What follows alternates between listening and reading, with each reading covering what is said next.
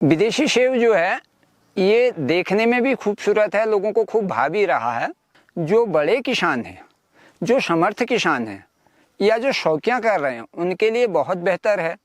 इसमें होगा क्या, दूसरे साल आपको फल तो मिलेगा, इसकी बहुत बड़ी लंबी लाइफ नहीं होगी, पर इसमें सबसे बड़ी बात ये होगी कि पर पौधा आपको प्रतिदिन 5 लीटर पानी ऐसा कुछ उसको देना होगा। आपको देखना होगा कि आपके पास पानी की उपलब्धता क्या है, और आपको ये भी देखना है कि आपके पास ज़मीन का स्कोप कितना है। अगर आप पूरे के पूरे में करते हैं, किन्हीं कारणों से ये प्रोजेक्ट असफल होता है, तो उससे बड़ा नुकसान होगा। दोनों सेवों में धरती आसमान का अंतर है। जो विदेशी सेव है वो बहुत खूबसूरत है, उसका साइज़ भी अगर उतना आप उसको मैनेज करते हैं, उसका साइज़ भी एक स्तर से ठीक आता है। जो लोकल सेव है उसमें साइज़ नहीं है। अगर उसको पानी मिल गया और सेटिंग ठीक ठाक है, आप प्रूनिंग करते हैं, तो यहाँ जो लोकल सेव है वो कई तरह के हैं, उनकी सबकी अपनी अपनी खासियत है और लोगों की अपनी अपनी पसंद है। कोई दिखने में हरा है, टेस्टी है, जैसे ग्रीन स्वीट करके एक सेव होता था जो केवल सेंटोरिम में जिसकी हमेशा अच्छी मार्केट होती थी। ये कहा जाता था कि ट्यूबरकुलोसिस के पेशेंट के लिए ये सबसे बेस्ट है, इसको खा सकता है। और अलग करीब लगभग 150 प्रजातियाँ पिछले 40-50 साल के आसपास में यहाँ आसपास में रही हैं। कोई किसी की कोई दिखने में लाल है, खूबसूरत है, सबकी सुगंध अलग अलग है, साइज अलग अलग है, वो सब अपने आप में बेहतर हैं।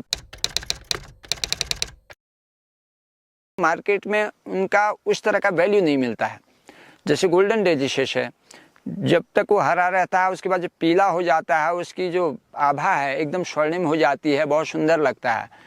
तो उन चीज़ों के रेट नहीं मिलते हैं। रेट क्या नहीं मिलते हैं? किसान को नहीं मिलते हैं, मार्केट में नहीं होता। वही मार्केट में अगर 20, 30, 50 रुपये किलो मिल रहा है, तो मॉल में वो 200 रुपये किलो वही चीज़ मिलती है मॉल में 200 रुपये किलो। जबकि उसी फार्म से मार्केट में भी जाता है, उसी फार्म से वहाँ भी जाता है, पहुँचता है।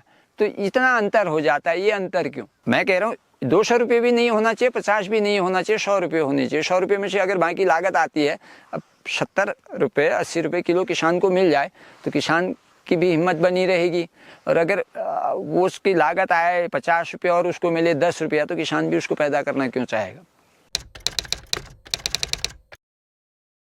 अभी फिर आपने बहुत गहरी बात छेड़ दी, इसको समझना पड़ेगा। और मुझे कहने में कोई दिक्कत नहीं है, क्योंकि ये मेरा आंखों देखी मेरी लाइफ में हुआ है। यहाँ पे बहुत अच्छा शिमला आलू होता था, जिसको हम ऐसे इसमें रख करके लकड़ी के गट्ठे की तरह ले जाते थे, जो फूल आलू होता था। जब कुफरी ज्योति आता है उत्पादन, तो उससे होता है गोल वाला आलू, और जल्दी 3 महीने में ये होता है, वो 5 महीने में हो रहा था अपना वाला आलू। इससे अंतर क्या हुआ? आप इसके लालच में आए, उत्पादन बढ़ा, 1-2 बार साल में आपको रेट भी अच्छे मिले। इससे बजाय एक तो जल्दी हुआ और इससे उत्पादन भी आपका ज़्यादा हुआ, कुछ बिकने में उसमें टोटल में 1-2-4 सालों के लिए आपकी आय कुछ बढ़ी। और इधर इसका आपका जो बीज था वो गायब हो गया।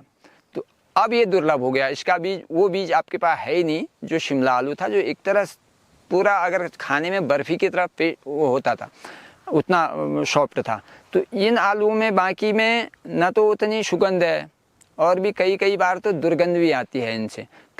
पहाड़ में तो उतना नहीं है, फिर भी ये जो आयातित आलू है इनमें दिक्कत है। सेव के साथ भी मैं यही सोच रहा हूँ, कहीं कल को ये दिक्कत नहीं आया, आप उस रूट में चले जाओ और अपने सारे मूल को छोड़ दो, तो आप कहीं कल को ऐसा ना हो, ना इधर के रहे ना उधर के रहे, तो बैलेंस बना रहना चाहिए।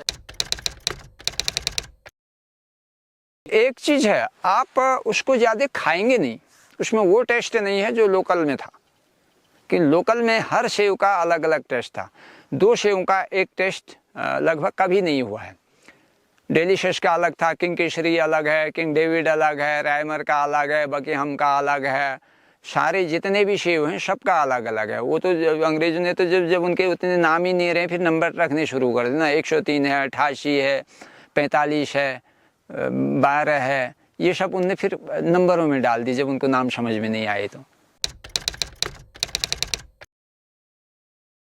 छोटे किसानों को ये करना चाहिए कि 2-4 पौधे वो ट्रायल कर सकते हैं। उस पक्ष में हूँ मैं, पर पूरी ज़मीन में इसको रोपित कर दे, मैं उस पक्ष में नहीं हूँ, क्योंकि ये 8-10-12 साल में ख़त्म हो जाएगा। सरकार भी सब्सिडी नहीं दे पाएगी, तो दोबारा आप क्या करेंगे? क्योंकि किसी चीज़ को हम स्वीकार कर रहे हैं तो उसमें सततता बनी रहनी चाहिए ना। एक बार की रहा, जैसे आपने कुछ यूरिया और कुछ इस तरह की खादें डाली और पानी भी गिर गया, पानी आपके पास नहीं था, पानी गिर गया, उस साल आपकी फसल झमाझम हो गई, पर बाद के लिए क्या? और पुराना पोषण भी आपका जाएगा और ऐसी कंडीशन भी नहीं मिली तो दोबारा आप कैसे खड़े हो पाएंगे। इस विदेशी सेव को मेरे ख्याल से लोगों को जो अपने रूट हैं, अपने वाले रूट हैं, उनमें अलग अलग रूट हैं, कुछ वाइल्ड हैं, कुछ घरेलू हैं, इनके ऊपर ट्रायल करना चाहिए और वो जो रिजल्ट देते हैं उसके हिसाब से आगे को बढ़ना चाहिए, और जिसमें किसी बाहरी सहयोग की या बड़े खर्चे की ज़रूरत नहीं पड़ेगी। अगर वो इस वातावरण को शूट करता है, अगर उसकी तैयार होने की समय सीमा ठीक है, अगर वो मार्केट में उसका आपको ठीक वैल्यू मिलता है, तब उसको आगे बढ़ाने में कोई दिक्कत नहीं है, बढ़िया बात है। लेकिन आप इस बार मिल रहा है, सब्सिडी में मिल रहा है, हाथ कर लो, ये इस एम से करना मुझे उतना बेहतर नहीं लगता है।